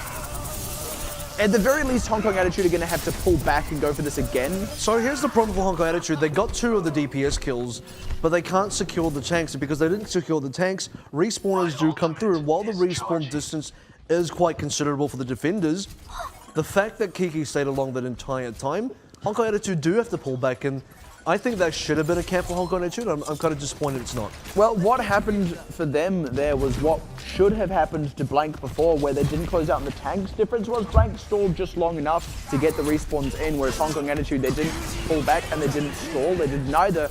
Now they're going to have to go for a second fight, and already the sound barrier is going to completely negate this Dragon Blade. Yeah. Yeah, it was really unfortunate, but they are getting a good positional advantage. Ting, he's trying to open up with attack visor. There's no kills just yet, but the positional advantage has been there. Hong Kong Attitude need to use a couple of key ults to close out the fight when they have the opportunity, but they don't. Atar's gonna hold out his, never mind all that. Suddenly they get the kills out of nowhere. Ting, lucky to get that win if I do say so myself. And Shaolin kind of cleaning the fight up after that, despite not having the ultimates. They actually kind of pulled a blank there and just out-fragged. Wow, Eat-Up is still keeping this one alive. I mean, you just can't count this guy out. As long as someone from Blank is alive, they're able to stall it on out, and now the Blank reinforcements will be flooding in. Well, so are the Hong Kong Attitude ones, though, because IQT is down, and actually, this is a no-mech Trill, actually, and Hong Kong Attitude now coming back in to clean up these kills. They just kind of did what Shaolin did a moment ago, but they used their Lucio to do it. They need to close out a couple of more, because they have just lost K4, but they should be okay to do this. Nanabu's going to come out onto Kiki. He's very low though, so this isn't going to get too much mileage. At the very least, he's forced back to go get healing. It does give him so much extra durability. It's running down the clock. It is, it absolutely is. And Hong Kong Attitude, the clock is important here because Blank have a lot to play with in time bank, but we're getting ahead of ourselves because Hong Kong Attitude need to actually cap for time bank to be relevant. They are finally going to cap here just because they've got enough of a wipe, but it took them so long, they had to exhaust so many resources that now, given that they're lean on time, Blank have enough time to just let the defender's advantage do its work and build a bit of an ultimate advantage for themselves. Yeah, so definitely no snowball potential coming out of Hong Kong Attitude, and unlike Blank, who didn't need it, Hong Kong Attitude definitely do need it. They need a big advantage to come into get. I do believe the defender's advantage will be too insurmountable for Hong Kong Attitude to sort of overcome. So they got to find something. They are still running a... What is that? They're seriously running a Ting on Soldier? That's different. If they're going to do that, they need to secure this top area. Yeah, it's really different. Interesting. Well, I mean, they've been running it so far, but it sort of worked. But yeah, looking to secure that area. But they've committed ultimates for nothing right now. The Pulse Bomb got nothing, Dragon Blade got nothing, and now the Sound Barrier is only buying them more time to keep the fight going, but it's not even going in their favor. So what's the whole use? And like I said, defender's advantage is now going to start doing its work for Blank, and they're building up an ultimate advantage that they can use to defend. Wouldn't be surprised if Ting actually got chased down here. It's very like Blank to secure these final kills. Just as I say that, RQT picks that one up for himself, which is important because he needs to build up that sound barrier again. And for Blank, a team that rarely requires ultimate so far in this matchup to be successful, they got the ultimate advantage anyway. So for Hong Kong Attitude, while I said they needed clear advantage to get in here, they can't even get that advantage. Well, Trill needs healing. He's going to get that mech back just in the nick of time as well, which is quite lucky for him here. Hong Kong Attitude now looking to come back in for this offense. I think Trill got his healing, so he's got his mech out as well. They managed to heal a mech back into existence. Yeah, I know. This is decent positioning out of Hong Kong Attitude, but Blank are going to start reacting to it now as Trill, having only just got the mech back, throws it straight back out again. He will go back into it. Got nothing for it except forcing Hong Kong Attitude back for a moment, but now Hong Kong Attitude still very well set up here. I82up is going to try and force their positioning, but Hong Kong Attitude need to just keep their cool and maybe even get a kill on him if they can. But here's the commit from Blank now on the defense. No kills either way just yet, but the ultimates are there from Blank when they choose to commit them. Maybe when things start going pear-shaped for themselves. And there it is. A2 up going down means they should be able to commit some ultimates now. Blank, and there's a Ting though getting a good Earth Shatter. No further follow-up just yet, and the Tactical Visor doing a ton of work, putting the pressure on Hong Kong Attitude, and Blank should be able to hold. This does force out the ultimates from Blank. In fact, it forces every single ultimate out from Blank. So for Hong Kong Attitude, they're building that advantage that I was talking about. They're able to come back in the next push with something tangible to use to actually be able to win, and that's extremely important. Certainly is. Only some of Hong Kong Attitude successfully retreating. So check it out. Trill just got his mech again, but where does the mech come from? Because this is an indoor space. The mech has to like dive down from somewhere. I just logically don't understand that. It is too early in the morning for me to try and figure this out. I'm not answering this question. I'm just not. Where does it come from? I don't know. Quantum computing, I hear that's the solution to everything. Like quantum, it comes from quantum computing. No, it comes from quantum computing, stem cells, and carbon nanotubes, and cold fusion. All those things. So this is going to be the massive ultimate commit out of HKA. This is huge, but they're not really getting much for it. Only Trill is not enough. It's a start. But it's two whole ultimates for one kill, and the defender's advantage just starts to kick in before long. Mango Dry already down. That's one more. They had to commit the sound barrier as well. That's a bad self-destruct. Yeah, it's not a great self-destruct at all, but Blank, the defender's advantage can start to kick in for them. Trill getting hooked here isn't even all that bad. This is a good whole hog though, and actually Hong Kong Attitude getting as much mileage as they can. Getting another kill here. They might even be able to keep Blank forcing the base just because K4 is positioned well. He doesn't have a tactical visor rather to really make it happen. ATAR doesn't have one either, it's just Shut run down. out. Yeah, he got enough kills here that they should be able to get the defender's advantage in their favor back again. Oh no, he gets big. massive! Yep. That should be it actually. That's kind of all they needed to close it out. I thought Blank had just kind of given themselves enough room to breathe, Bandits but account. no such luck. Double time bank. Wow, this headshot from Jun Cal as well, just cleaning up, eat up. That could have changed things up. So this is a big push. So Hong Kong Attitude, I like the setup. I like the way they played that because it was very intelligent. They needed to set up a situation where they were massively ahead on ultimates, had some sort of advantage. They absolutely got that. Looked a little bit dicey when they went in. Tac Visor, Nano Visor only got themselves one kill, but the snowball happened. They converted additional kills, and that was extremely important for keeping Hong Kong Attitude alive and able to cap out. So they didn't have to chip away at the cap for that. They got it in one snowball, and they had to because they had about 1 minute and 30 left up to that. So if that push had failed, there was not going to be another chance for them to build up another round of ults, to build up another round of advantage to get back in. That was the only fight that Hong Kong Attitude to secure it, and they got it. I got really nervous when Mango J died there because normally that's where we see things just kind of swing the favor of the defenders. And then there was a second moment where it looked like it could still swing the favor of the defenders, like ATAR had just bought them enough time. But actually, I am super impressed by Hong Kong Attitude forcing the hand of Blank. Really quickly though, 1 minute on the clock, they have to get as much as possible out of this time bank. How much can they get and how do they do it? Do they even have time to run to the second point? Basically, they're You get additional, you get Yeah, you added do to actually point. get time with you cap. do get a little bit of time, but it's not nearly as much as when you're not in time bank. Well, we're going to have to see if they can do it because they do have to attack first. And they took the longer of the two teams to even cap the first point out.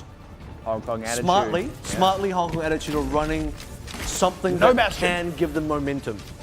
So with the Genji, with the Tracer, you can get fast ultimates. If you get a quick cap here, they have a real shot at taking the second as well. And looking to get aggressive already. Shaolin can't quite get into the position he wants, but they are forcing Blank into a bit of a corner here. They then need to get the follow-up. They then need to get a kill. They need to take advantage of the positioning. Blank are fortified in that room. Yeah, they're fortified, exactly. Hong Kong Attitude can't take advantage of the position they forced Blank into. And now Blank, they're ready to strike back out of this building. Shaolin getting picked off, and the rest of Hong Kong Attitude getting pressured as they lose Jin Cao.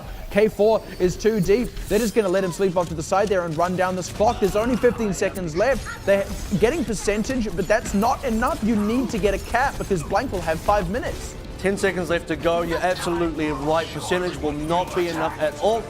Ultimate's now starting to come on through. time. Defensive sound barrier that's will protect big. them. Yeah, there's barely anyone to even touch the point. Now ATAR is going to clean Here's up the anyone. cleanup. Yeah, he's going to kill anyone who dares to. Oh, but there's a great transcendence to maybe save this one, maybe turn it back around. It negates this tactical visor. ATAR getting pressured, but they're able to take out Mango. K4 trying to swing back with it. Hong Kong Attitude desperately gunning for this point, but they can't really get the kills out. Eat You Up can still get a crazy pulse bomb here, and you can bet your bottom dollar he'll commit to it as they're getting the picks as well. Self-destruct out of Trill. The pulse bomb finds Jin Cao. That should be all they need to secure it, as Shaolin getting run down off to the side, and Hong Kong Attitude will not get themselves a cap. And now they must do the impossible, which is full hold the first cap against Blank when they have 4 minutes and 46 No, seconds. they've got 5 minutes and 14 seconds. Is that because correct? because they also got Hong Kong Attitude's time that bumped them up to a minute added to their own time. So which was 28 seconds. Also, they didn't even get 1/3 of the point. So on the percentage system, I think they got something like 20, They got 30. They got 30.3%. Yeah, there you go, 30%. So not only do they have to full hold, they have to full hold the first segment of the first point of Hanamura. And against Blank, who took it reasonably quickly against them on the first round, this is a very big ask. And because Hong Kong Attitude ran a bit of a shield composition where they held the door, when you're in this situation where you can't give up any percentage points at all, you have to stand on the point. What are they going to do? Are they going to hold back on the point where you give away the biggest advantage running a shield comp against the front yeah. door? I mean, Let's- you're going to let them through. Okay, you may need to run a similar defensive style to what Blank did, which is fortify up in that building to the right from the attacker's perspective.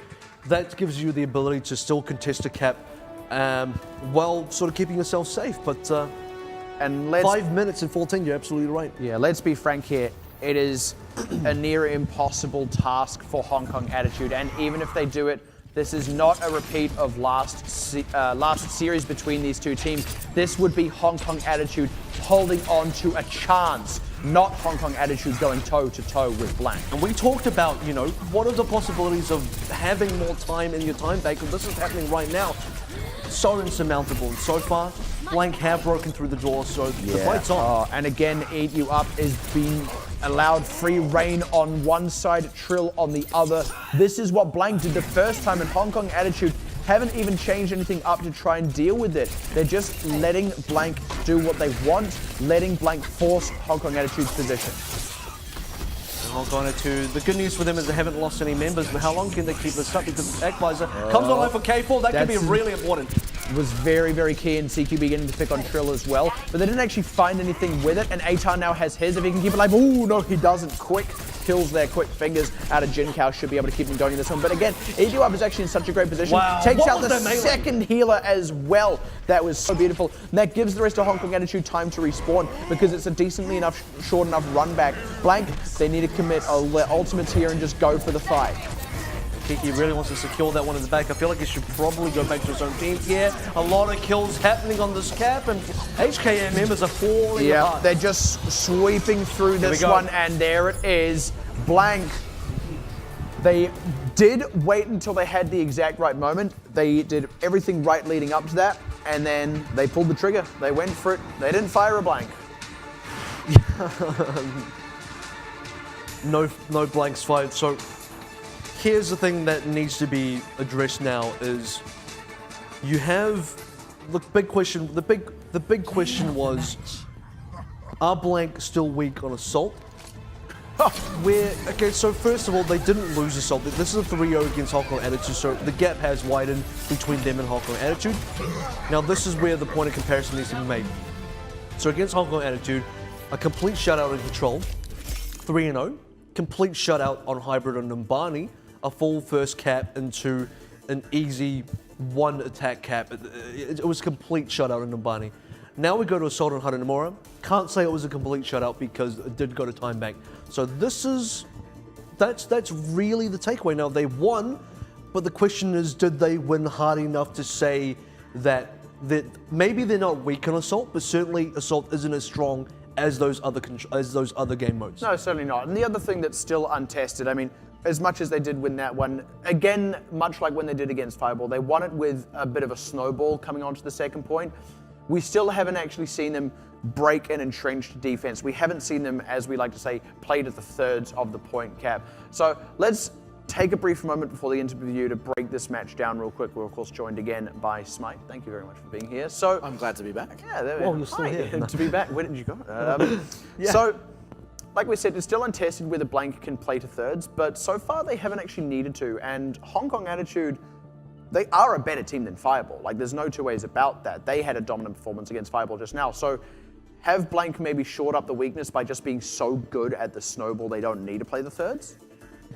I mean, to a point, the snowball only happened because Hong Kong Attitude still committed to the point when realistically they were starting to lose the fight. And to their credit, it did look like it was winnable to some amount because there were trades here and there, but all that did was make the fight go longer, and that's enough time for Blank to actually build up their ults. And in fact, I believe Atar on Soldier actually used his tactical visor and then ended up getting his ult back up in time for the next push onto the second point.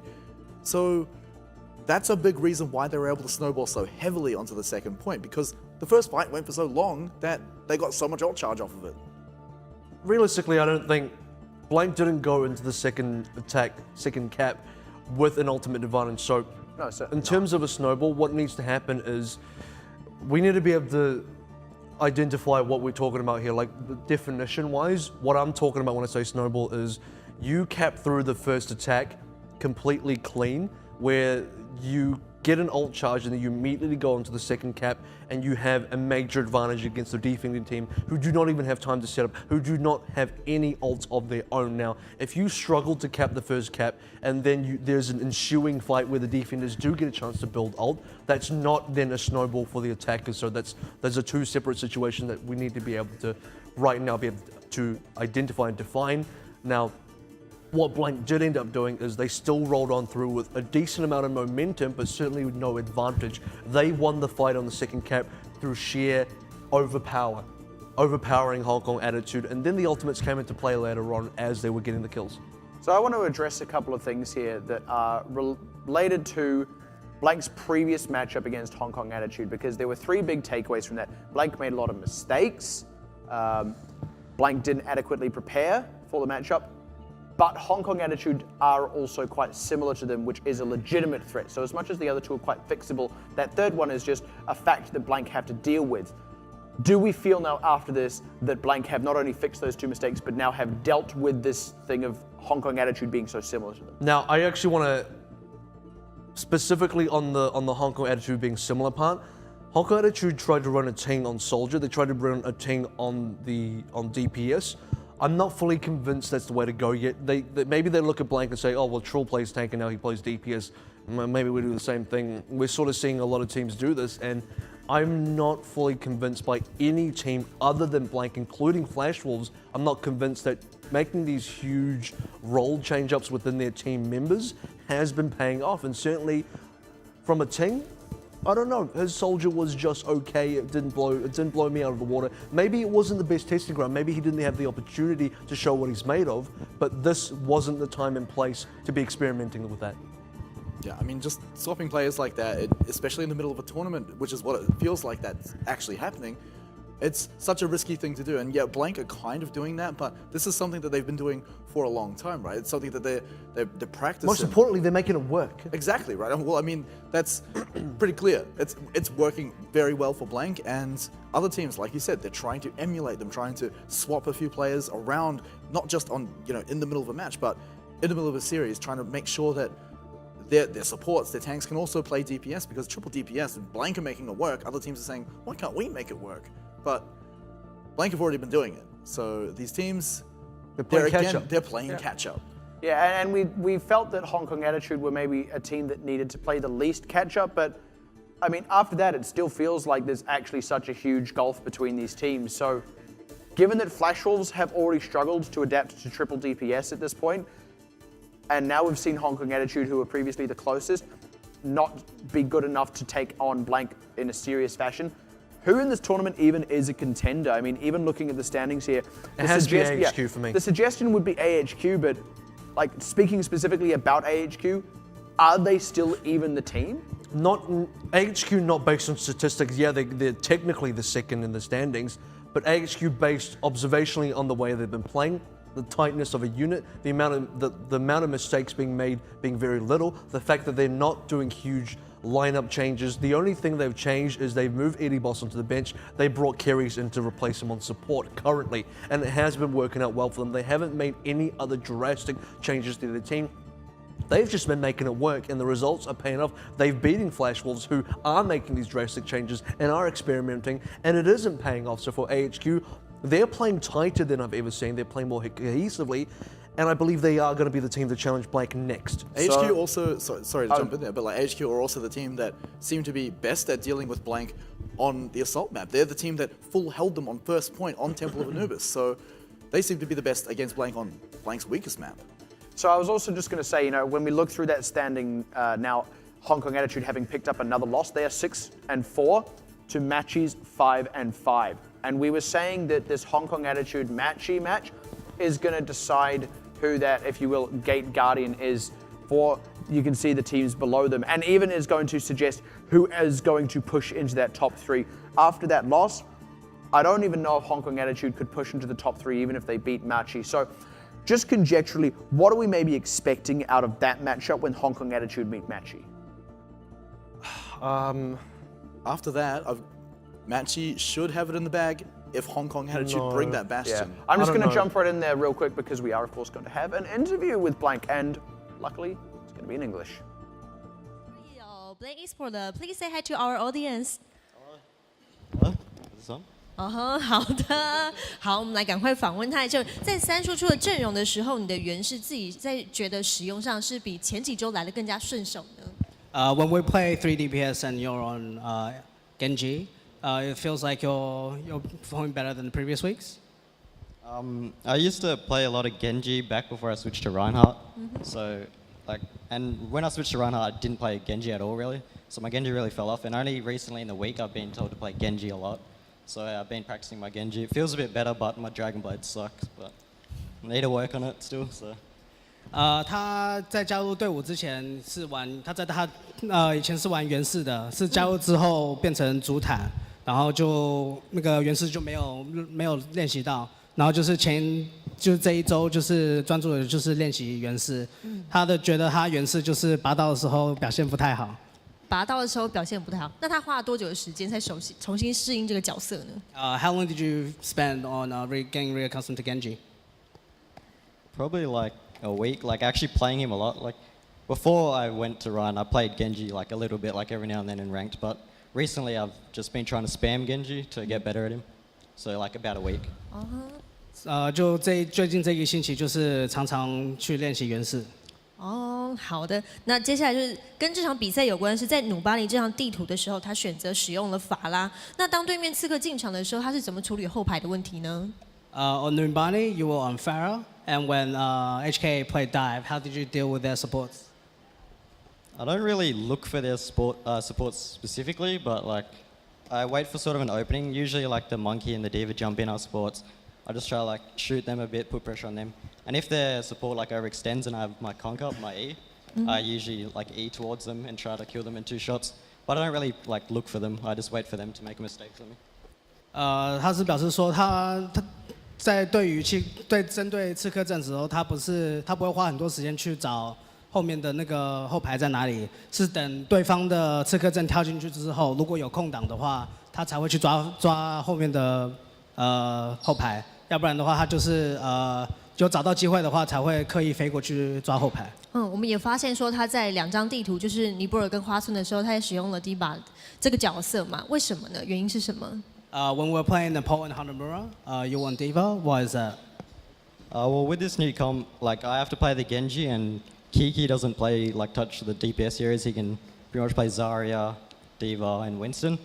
So to make like this comp work, I have to be the Diva and the Genji player, because it's a lot easier for me to swap between the two when I have to, and it's really awkward if Kiki's on the Diva, and we want to do a swap. We both have to swap, and it stuffs up our ults, like the ult economy.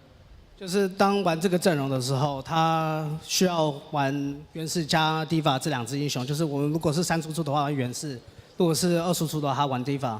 然后之所以是把它放成 Diva 而不是 Kiki 的 ，Kiki 主要的3只英雄是 Diva 加扎利亚加温斯顿。然后如果那个是变成他那个选 Diva 的话，就他跟原氏之间的互换就比较轻松，不会造成什么困扰。我们知道说现在 Blake Esports 到现在还是不败金身哦。对于这样的全胜战绩，他自己有什么想法？Since we're still currently undefeated, what are your thoughts on that?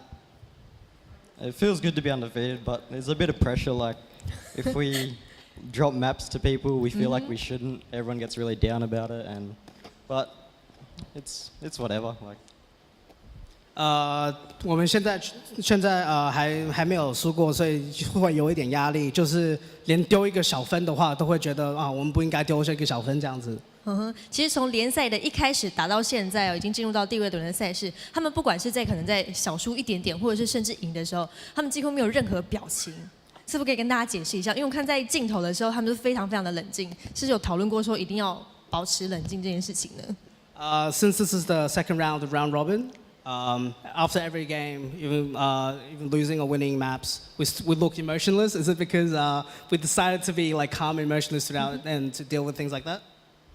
Not really. We haven't really thought of it. We just do it, I guess. Just got no emotions. I don't know. 我没有真的是刻意说要表现的没有情绪这样子。好，就真的是赢了，太开心了，但是就压抑在里面，就这样子想好了。OK， 谢谢 Trio 接受我们的访问，谢谢。Thank you. Thank you。让我们短暂的休息59秒的时间。Indeed. truly the blank team. Got their blank faces on. He's explained why. Like, they don't even actively do it. They just are blank. The I mystery. mean, blank through name and then like internally as well. So just by the way, we are actually going to be getting a couch interview as well with Blank. So do Not stick this around. couch. Yeah, not this couch. It's a completely different couch. It's actually a couch that's in Taiwan right now, right as we speak.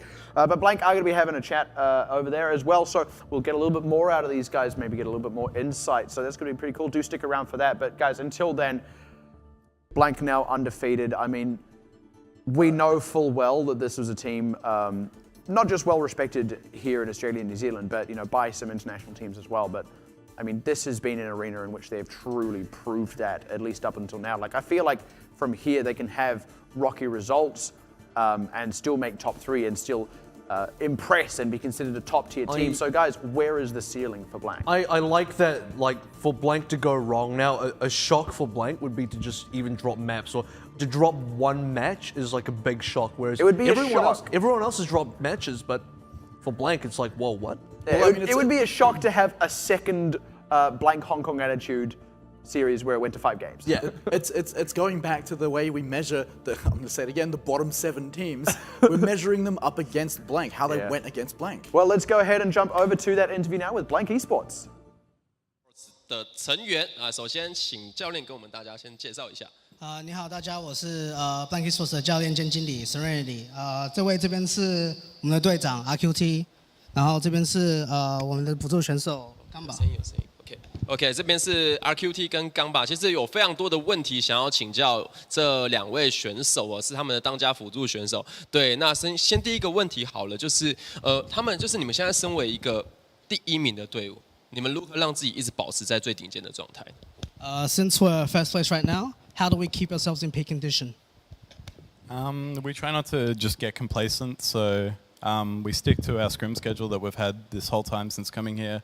We haven't really gone easier or harder, we've just stuck to it. And a lot of it comes down to the fact that we've been playing together for almost 6 months now, so we work well together and we know what each other can do in and out of the game. So everything just comes together with teamwork.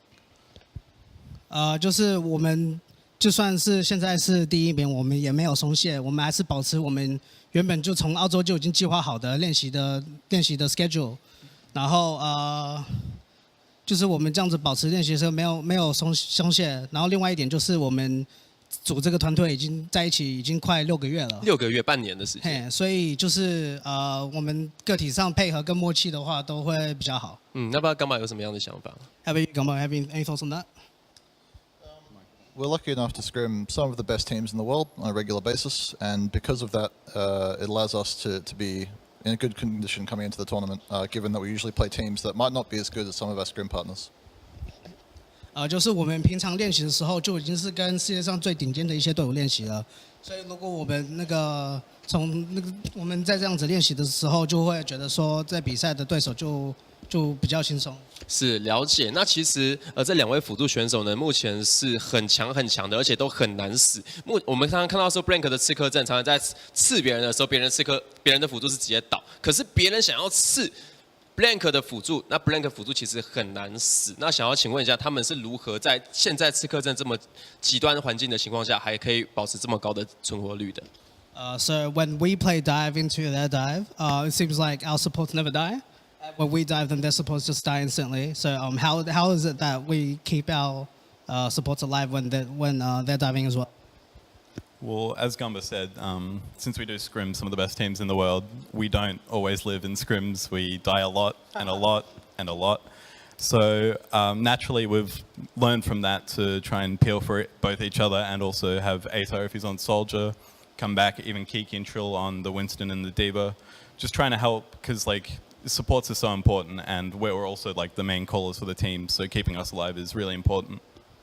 就是像由刚爸之前说的，就是我们平常练习的对象就是世界上最顶尖的这些队伍，然后如果玩刺客阵的时候，有时候就是莫名其妙就死一堆人，也不了解什么情况，所以就是从那边就有学习到说我们要如何帮助我们的辅助，就算我们是玩输出的阵型的话，像 A 场玩7楼的时候。也会回来帮助我们的辅助，然后我们的温斯顿跟 Diva 也都会回来帮助我们的辅助。是，所以这个其实非常的谦虚的说法。简单来说，就是 OPC 目前的刺客阵都不够强，我们都是跟一流的队伍练，被刺的不要不要的。可是大家好像不太给力的意思哦。那么其实 Blank 在我们这一个 OPC Well, there you have it. Better thoughts from the men themselves, from Blank, about what we were just kind of talking about, where their ceiling may be. And we're actually going to have a few more words from them. That we have for people to watch.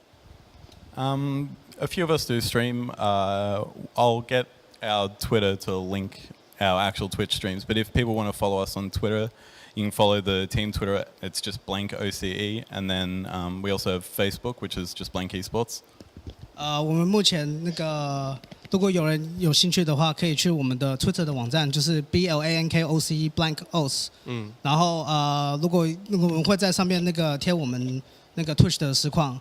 然后另外一个我要补助就是说我昨天在巴哈上面也有开始写一个问答的一个文章，就是如果任何人想要去看的话，在巴哈上面有。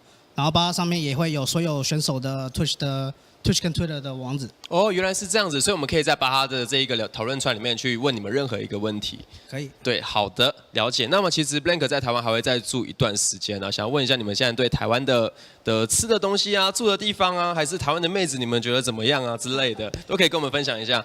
Since we'll be staying in Taiwan for quite some time, what do you think about the local food, environment, and girls?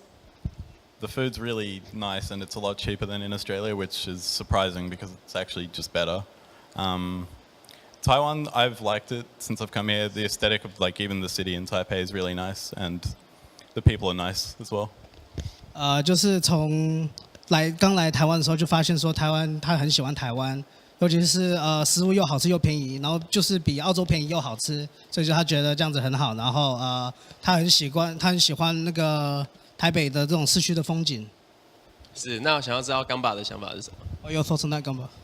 One of the main things I noticed that's different from Australia is that there's always people outside at all times of the night, and I think that's very different from Australia. If you go outside Australia, there's nothing to do, But you can go into the convenience store, you can go outside, go to clubs, whatever, anytime you want in Taiwan, and that's really interesting. 就是他注意到他印象最深刻一点就是在台湾不管什么时候，如果你出外的话，路上都还会看到人。在澳洲的话，你出去的话什么都没有，也没有事情可以做。但是在台湾的话，就比如说有24小时的便利商店，他就觉得这样子很好。是的，好，谢谢 Blank Esports 接受我们的这个访问。那么呢，我们这一边呢是恭喜他们是拿到了蛮不错的成绩，目前是位居第1名。下一周的赛事呢，还会为各位带来更多的队伍的战斗，排名也会因此而有更动。下礼拜5晚上7点，我们 OPC 太平洋职业锦标赛事再见。我是阿森，各位晚安，拜拜。Well, there you have it. I think we've figured out the secret to why Blank are so good. Because in Australia, there is nothing to do if you go outside. You might as well stay inside and play video games. Wow, isn't that also the Russian CIS approach? I can confirm. It's too cold to do anything outside, so you stay home and play games. Exactly. Like I can confirm that, right? I've been to Australia. It's far too hot to do anything. It's far too hot to function. Just stay inside. That's also the Middle Eastern approach in the UAE. It's just Like we're lucky. We're lucky to be able to go outside as often as we do here in New Zealand. UAE did not make it to the Overwatch World Cup though, so. Well, and we did. So that is Blank's thoughts on, frankly, on themselves, and I think they kind of had blank. blank on blank. Yeah. Tonight on Blank on Blank. But that was quite interesting because it was some of the stuff we were talking about in terms of where we feel their ceiling is, and it'll be interesting to see that continuing to get tested as the tournament goes on. But that is going to wrap up their matchup against Hong Kong Attitude. The night as a whole, as you can see on your screens now, was a pretty clean sweep of 3-0s all across the board. AHQ picking up to be frank, quite expected 3-0s against the Japanese teams Detonator Golden Sun Sister. Then Hong Kong Attitude picking up a win against Fireball, following it up with a loss against Blank Esports. And well, frankly, that was that. We are, of course, still many weeks from completion. This is only the beginning of the second round robin, and next week we will actually kick it off with Detonator Gold facing off against Fireball, followed by a very interesting one, Blank Esports versus AHQ Esports Club. So on the Friday, that is absolutely going to be a match to watch out for. But gentlemen, in a quick sentence, what are your sentiments on the night?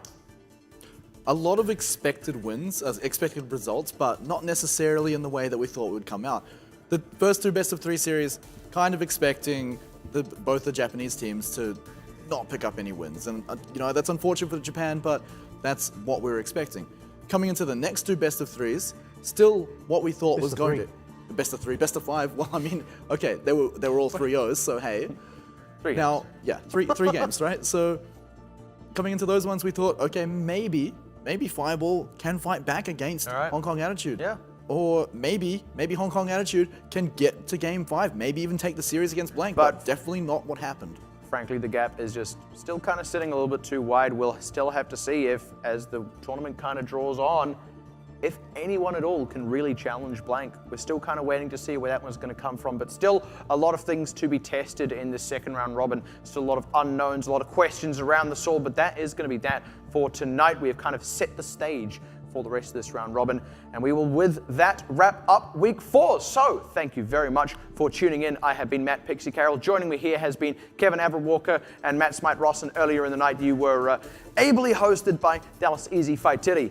From all of us here at the Full Circle production team, thank you so much for watching and have a wonderful night.